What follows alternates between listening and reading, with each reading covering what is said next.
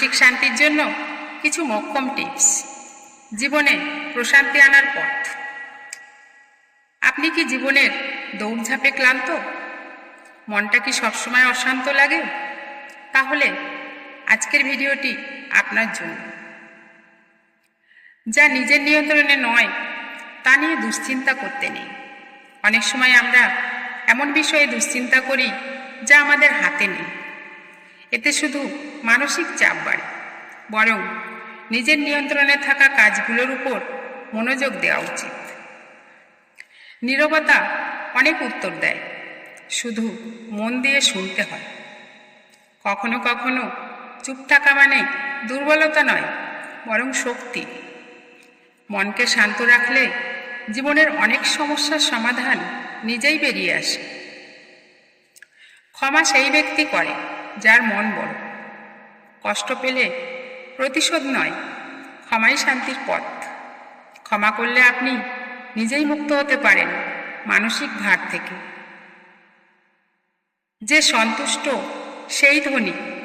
আপনি যা পেয়েছেন তাতে খুশি থাকলে মন শান্ত থাকবে। লোভ ও অসন্তুষ্টি মানুষের শান্তি নষ্ট করে। মেডিটেশন করুন প্রতিদিন, মাত্র 10 মিনিট চোখ বন্ধ করে নিঃশ্বাসের দিকে মনোযোগ দিন, দেখবেন মন শান্ত হচ্ছে। নেতিবাচক চিন্তা বাদ দিন, নিজেকে ছোট করে ভাববেন না। পজিটিভ কথা বলুন, শুনুন এবং ভাবুন।